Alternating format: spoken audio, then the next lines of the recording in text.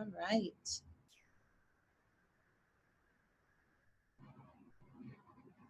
Well, welcome so much to our second of 3 support calls for our USRowing Erg Ed grant. Today, we are going to be talking a little bit about what Erg Ed is, why you want Erg Ed at your schools, why indoor rowing in specifically, as well as sort of the logistics surrounding the program, briefly touch on where else the program is running, and also, we are going to be talking specifically about the grant and who should be applying, what you receive, and all of sort of the details of the grant. So let's get started. Erg Ed. So Erg Ed is a physical education unit for PE classes, and it is aligned with the 5 national standards for PE. And in the Erg Ed program, we have classroom resources, we train teachers, we bring the indoor rowing machines, also known as the Ergs, to school districts across the country. So we're really all about bringing rowing to the students so they don't need to leave the classroom to experience the sport of rowing. Main objectives. With this program, our main objectives is to introduce the students to the sport of rowing. Rowing is a lifetime sport, low impact. It can be done throughout an entirety of a life. And we also want to teach students the basic skills that they can go out and use beyond the classroom. So if they come up to a rowing machine in their future, they're able to hop on it and get a great workout, know how to safely and properly use the rowing motion for that. As well as what is unique about this program to many other PE programs is that we really try to make that connection from the classroom to the community. So often I will get into this in more details, but we are connecting the classroom to the boathouse. One of the things with the Erg Ed program, it is not a recruiting tool. That is not how it is designed. It is very specifically a classroom unit that is to be used in the classroom to give students skills that they can use to eventually go on and row. But it's all about normalizing that sport of rowing and introducing students to often something that's very new. Classroom resources. So in the unit, we have a middle and high school Erg Ed curriculum. So we have lessons for 6th through 12th grade. There are 25 lesson plans included, and I'll go into the structure a little bit on the next slide, but we do allow for quite a bit of flexibility within the lesson plan, since we do hope to fit into all the different situations that we go into in different districts and their availability for PE time and how long they might have the equipment. We also provide other additional information. We help with a unit planning guide. We have warm up and cool down suggestions, more details about the stroke, and a whole bunch of other just more in-depth information. We also have classroom resources like class posters and lesson handouts. And we also provide 17 different videos that you have access to when you have the curriculum that you can use to help aid to teach your students. They're to be used as just a help to those teachers that might not be 100% comfortable with the rowing vocabulary and that sort of thing. Also, we have something we call Erg Ed Nation. And if you have Erg Ed in your school, you're invited to participate in our Erg Ed Nation events, and that includes online competitions. We have lots of contests and giveaways, including we give away ergs and rowing machines for schools to have there all of the time. We also promote community and district and inter-school competitions. We have a national Erg Ed teacher share file, and we also offer some other perks for our teachers that are teaching the Erg Ed curriculum in their classroom, as well as newsletters and that sort of thing. And we train the teachers. So with the curriculum, we come in and we train the PE teachers to be able to present this curriculum to their students. Going into a little bit more detail about the structure of the lesson plans. So there are 25 main lessons in the Erg Ed curriculum, and no way do we expect everybody to cover all 25 every time they have the rowing machines. However, we try to create some flexibility, especially if the program's coming back year after year to the same schools and the same group of students. We want it to remain fresh and fun for everybody. Also, some people only have access to the rowing machines for a few days, others get them for a few weeks. So we want to make sure there's flexibility in that to allow for whatever time frame the PE teacher working off of. So we offer two main fundamental lessons that we hope all students can participate in, and that just goes into the details of the rowing stroke, and then also the performance monitor, which is a great tool that is found on the rowing machine that provides a lot of feedback that can be used for so many different things, even beyond the PE classroom. There's a lot of different cross-curricular potential there for the performance monitor information. And then we have four sort of main core lesson themes: intensity, fitness, technique, and teamwork. And then after those four core lessons, we have an additional 19 lessons that go into following along those four core themes that we have. So why Erg Ed? Well, Erg Ed was created for teachers, by teachers. So this is a program that is meant to be as easy as possible for the teacher to provide a very high level, exciting opportunity for their students. We completely understand teachers have a lot on their plates, and we want to make sure that this Erg Ed curriculum is the easiest as possible to use, and that teachers love this more than any other unit that they have because it is so easy yet very effective and impactful with their students. So we're all about creating a fun and an engaging and valuable experience for the students, and we really support our teachers in trying to do that. And we want to, really we take the teacher in mind when we're developing things and constantly asking for feedback to continue to improve.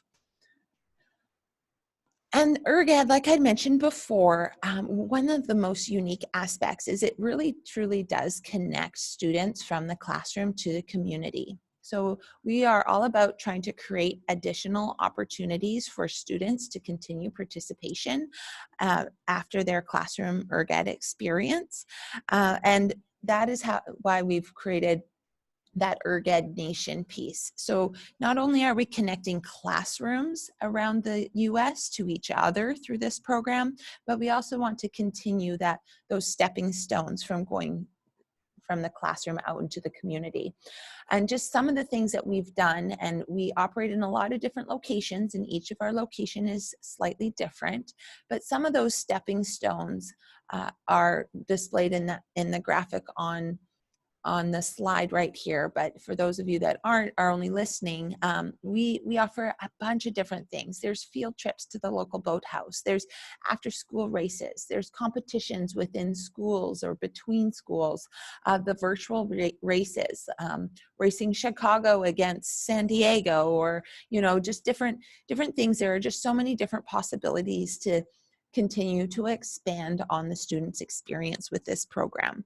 Also, one thing that we've been piloting here in the Seattle area are the after-school indoor rowing teams. So that is becoming a very successful stepping point between the classroom and the boathouse as well.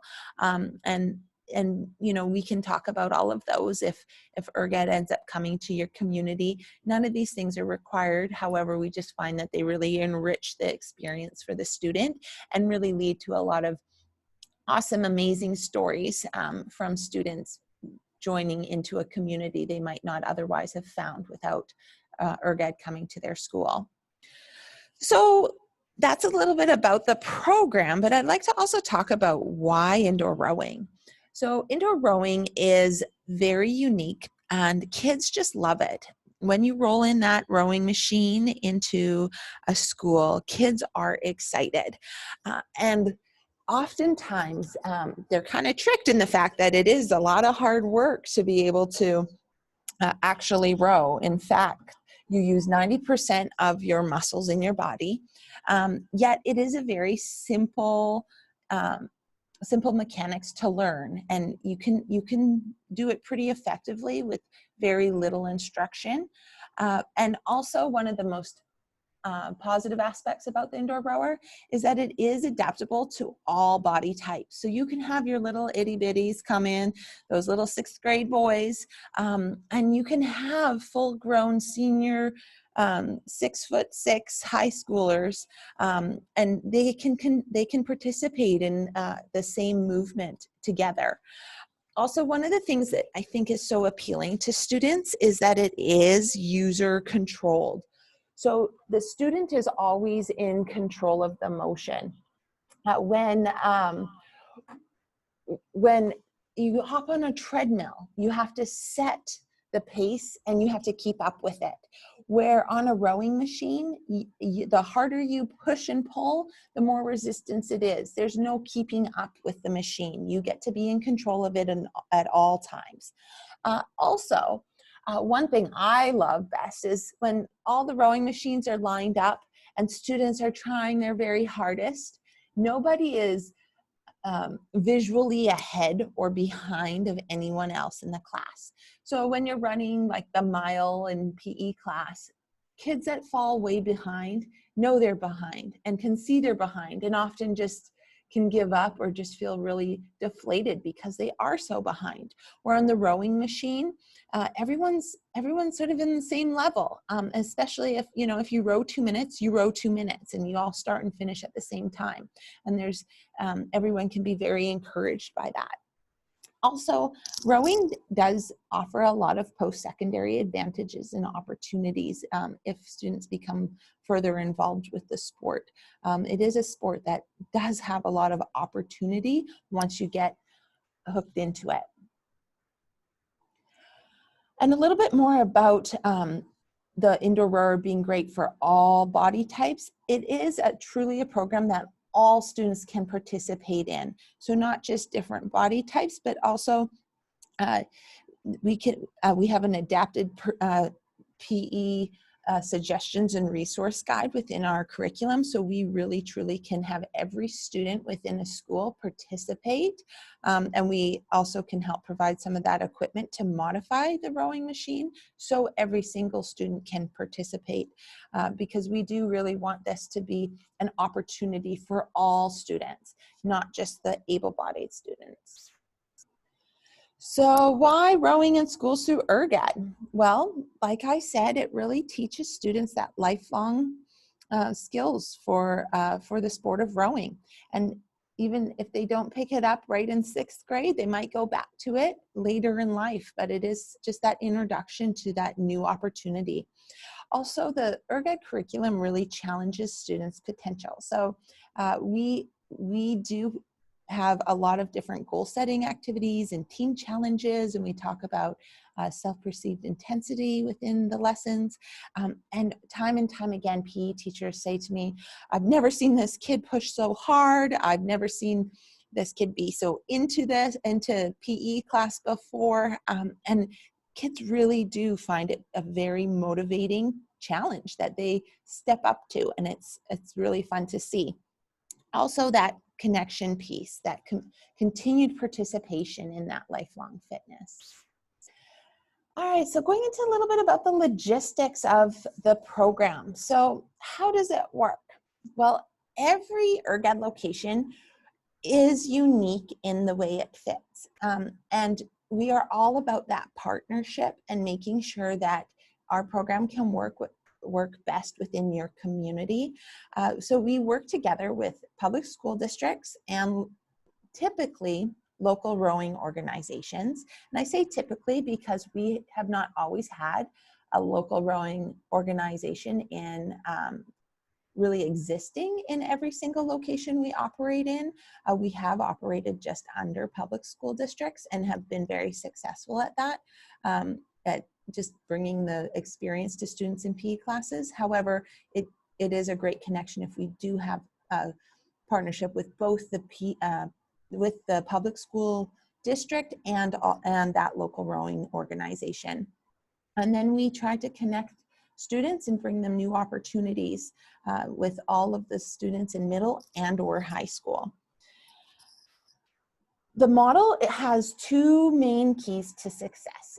That is train the trainer model. So we come in and we train the PE teachers. The PE teachers are the experts to teach their students, and we just want to give them the skill and the content of the rowing skills that they need to introduce that to their students. This also really allows for that scalability and sustainability of the program, you know, empowering the teachers to be the ones presenting the new content is something that can be sustainable. Also, the equipment sharing. Because rowing machines are not the cheapest investment, however, a great one, we have a system that is all about sharing that equipment. So we just have one set of rowing machines, which we have we found that 20 rowing machines usually is a great number to bring to a district. And that 20 rowing machines rotates around the district every 2 to 4 weeks or so, depending on the size of the school, and just goes from one school to another school. This is really cost effective and scalable, and it allows a lot more kids to participate. And it also really just creates excitement. When the equipment arrives at the school, the kids know that it's time to have their rowing unit in PE, and kids get really excited to see them. And then they leave again and they get excited for them to come back again later. So where is Erg Ed currently? So right now, we're operating actually in 15 cities. We have added one more since this slide was made just last week. But as you see, we are sort of scattered mostly on the West Coast. However, we are trying to expand more east as well. And this expansion comes through the George Pocock Rowing Foundation, funds most of the Northwest expansion, but then all of the other locations have been funded through the USRowing grant, which brings us to the information about the USRowing grant. So who should be applying for this grant? Well, there are a lot of, we receive a lot of different applications from different groups, excuse me, including schools, school districts, community boathouses, or community centers even. So community centers is sort of a newer addition to this, but we have found that that is another potential way to bring the program to the community. Instead of through the schools, you could connect to the community center or have that support instead of the boathouse support. What does the Erg Ed grant award come with? Well, if you receive the grant, you get 20 Concept 2 indoor rowing machines. You receive all of the national recognized Erg Ed curriculum, and that includes all the lesson plans, all the cross-curricular elements, classroom resources, and more. We also have an online Erg Ed teacher classroom where all of our teaching resources are up, as well as our videos and a bunch of other information for teachers. We also come in and we train the Erg Ed teachers or future Erg Ed teachers. So if you receive the grant, you will have a training that will be arranged at a convenient time for all parties involved for up to 40 physical education teachers. Also, if you are the grant recipient, you will receive remote technical support and curriculum guidance from the Pocock Foundation staff throughout the year. So we are always there to help support and make sure that program is running as smoothly as possible.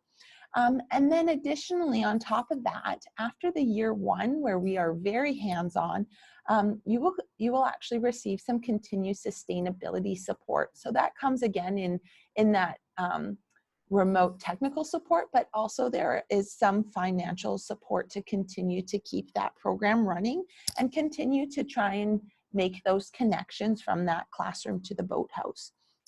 There also, one perk we offer to all of our Erg Ed trained teachers is we offer to pay for their Learn to Row clinics in their community boathouse. So that might be the boathouse that we are partnered with, or it might be another boathouse that is maybe more conveniently located to where they are situated.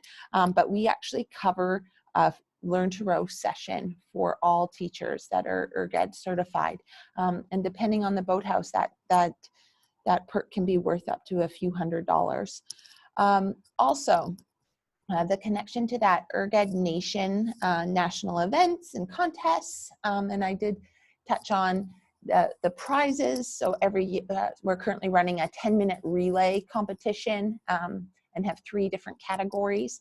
And it's a nationwide contest.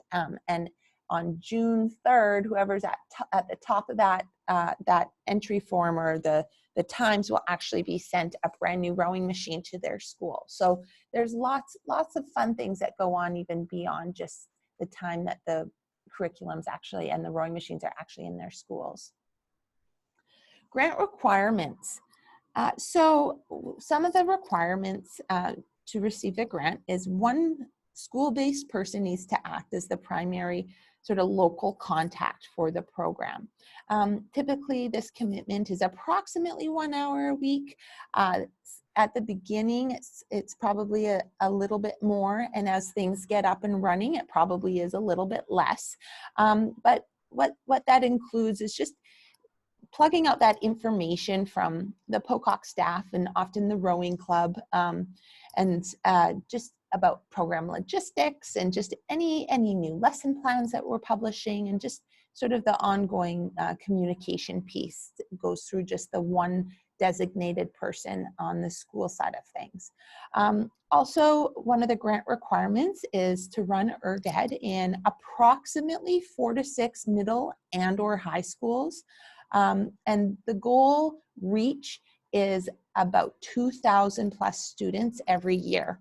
Now, year 1 of the grant can be a little smaller, so as we get up and running, it is not really expected that you'll reach 2,000 students until year 2 or so. However, we do look to see that there's the potential to reach 2,000 students in the district. Some of these districts we work in have thousands upon thousands of students, and this is only just one set of rowing equipment. Therefore, sort of 2,000 student target is a pretty good pace to get a large reach with the one set of equipment, but then also good quality programming. So though I'm sure you could whip around the district even faster pace to reach double or triple the 2,000 student mark, 2,000 usually is a good pace of programming within a district, but still keeping those rowing machines very busy.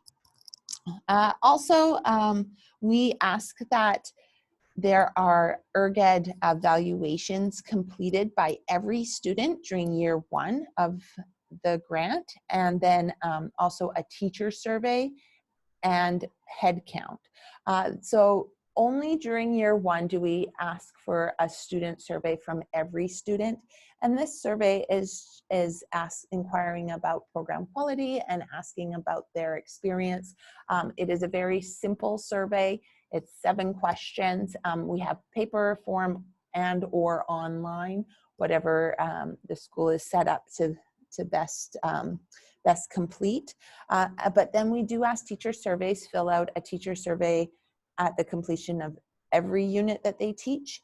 And again, that is also a very quick, simple survey. And one of the most important questions on the teacher survey is head count. So just getting those participation numbers so we can continue to track that participation data. So year 2 and beyond, it's just teacher surveys. And then we do ask for a sample of student surveys from year 2 and on. Usually that's just one school or one teacher just takes surveys of their students. Also part of the grant requirement, the district and or rowing community, it has a $5,000 matching fee. This $5,000 is matched more than 8 times over during the participation in the Erg Ed program. And this matching fee is flexible. And we can discuss it. If this is a barrier to applying for this grant, I do want to make sure we have a discussion surrounding that. Payment is flexible, and because we want this program to go to the district that could benefit the most from it.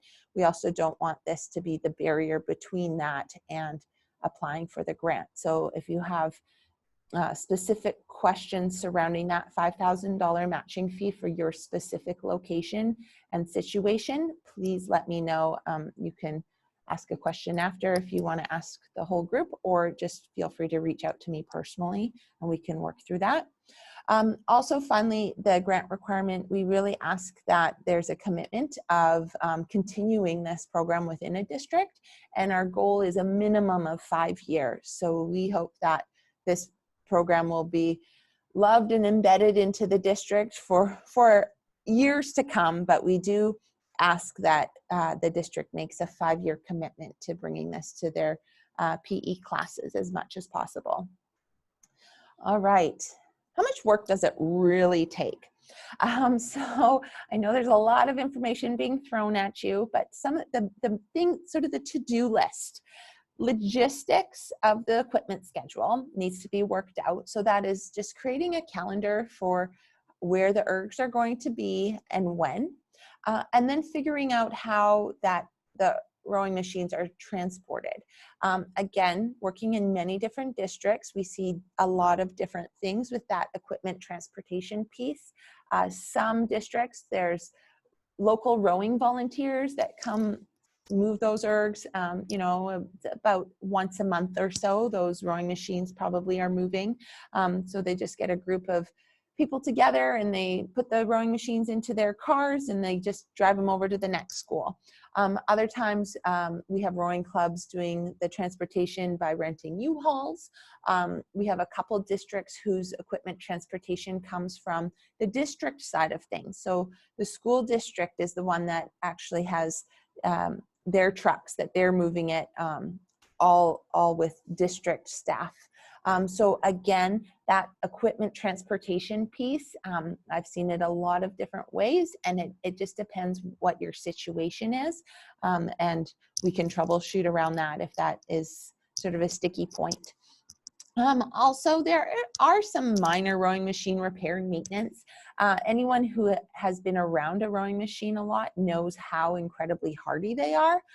During the teacher training, we teach basic rowing machine maintenance and repair. There's usually not too many major things that go wrong. And if anything does go wrong, that's when the rowing community piece and the rowing people side of things often step in to help lend a hand as just sort of the more experienced people with that. We also have quite a bit of parts on hand that we can send to alleviate any costs that are associated with that. Also, I mentioned some sustainability support for years 2 through 5. So if anything of any major does break, we can help fund that to fix it. However, up to this point, I mean, we're operating a lot of different rowing machines around the country, and there are very few things that go wrong. Another element of what needs to be done is the communication with teachers. So just making sure, you know, the teachers know the schedule and what's going on and when they're getting the unit, and any of the community events that might be specific to your location or the Erg Ed Nation, communicating that to them as well. And then that continued participation piece, that can really be as in-depth as one would like. There's some of the options would be field trips to the boathouse, indoor rowing races, after school indoor rowing clubs, learn to row camps. I mean, there's just so many possibilities there, and that really is dependent on the capacity of the rowing community and or the enthusiasm of the school side of things. So lots of different things that could be done, but all are sort of optional in terms of that classroom to community piece. All right, $5,000 matching. So I did touch on this a little bit. It is matched 8 times over. Who can pay it? It can be paid by anybody. So school district or rowing community, it just depends who has it in the budget, or it can be split. It could even be donated from a private donor or something like that who'd like to see this happen in their community. In terms of the pay schedule, again, like I mentioned, it is flexible. If you receive the grant, we can have a discussion to what would fit your schedule and when it would be available. But I do want to stress again, please don't let this be a barrier from applying for the grant. We can continue to discuss that. All right, actual grant applications. So how are the grant applications scored? So there's the grant review committee is going to collect all of the submissions and they will initially score them. And then they kind of take the top half or so, depending on how many are submitted and where those natural gaps are, and then really look in and dive into sort of the whole story that the applications are telling about the community and the potential for successful programming. The things that are looked at: capacity for support of logistics and programming. So making sure, you know, there's people that can help with the logistics and the running of it. Also looking at racial and ethnic diversity in the school district. So one of the things with rowing is we are trying to create diversity within the sport and reach more students. So looking and targeting some of the more diverse communities within the country is something that is valued. Also the size of the school district. So the goal is, like I mentioned, 2,000 students per year by year 2. So we want to see that that is possible and that there is that potential. I've been mentioning middle and high school. So some districts just focus on middle, some districts just focus on high school students, some districts focus on both. So that really is, it varies district to district. Also ability to complete program evaluation, so that student and teacher survey that I mentioned, that needs to be something that is completed. And then that sustainability plan, what's sort of the idea to keep this going, to keep this lasting longer than that first year. And then just some other elements thrown in there that, that can kind of be a bonus, I should say, is like an existing local rowing community. So that often helps with just that support piece. Also, another perk could be an existing local rowing college community, and that can be a really fun connection for students, is connecting to rowers at the local college and university. Also, other continued participation opportunities. So that can be both indoor and water rowing. All right, some of the upcoming dates. So dates and deadlines, we have one more support call coming up on March 30th at 1 p.m. Pacific time. And then that's sort of that last minute question and support that might be needed right before the grants are due on April 3rd at 5 p.m. again, Pacific time. So we try to turn these over pretty quickly. So by May 2nd, school district selections will be announced. We are awarding 2 new locations this year, and we're excited to expand to two new communities through this grant opportunity. So with that, I'm gonna leave it to questions. If anyone has a question, feel free to hop on with your mic or type in the question, whatever is easiest for you. Hi, Heather, it's Neil. Hi, Neil. How are you? I'm great. How's Tulsa? Tulsa's great. Awesome. Warming up slowly. First of all, thank you for your time. It's been very helpful to view the PowerPoints, kind of filled in a few gaps in my knowledge in terms of the program. My question is it possible to get a copy of this slideshow so that I can get that to Tulsa Public Schools in case they have any other questions? Is that a possibility?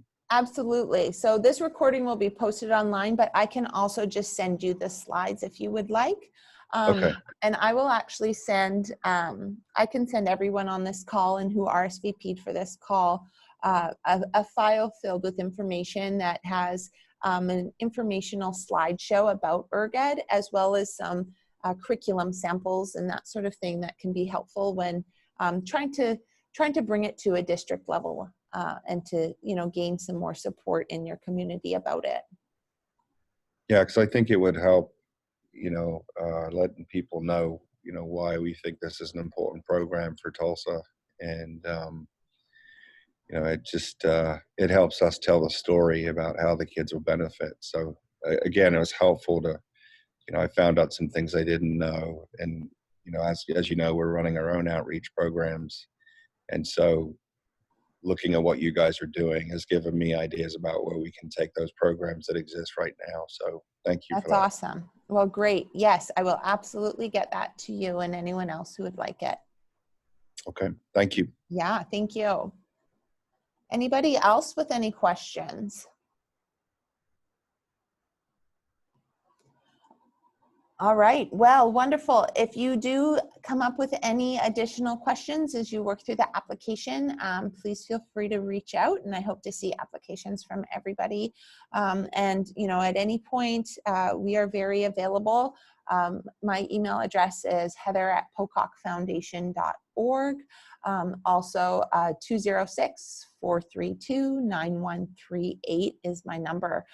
So please feel free to reach out, and I look forward to trying to expand the sport of rowing and normalize it within all of your communities through your schools. So thanks so much for joining me today, and I hope to see you or some of your other interested community members joining me on March 30th. All right, thanks so much. Bye-bye.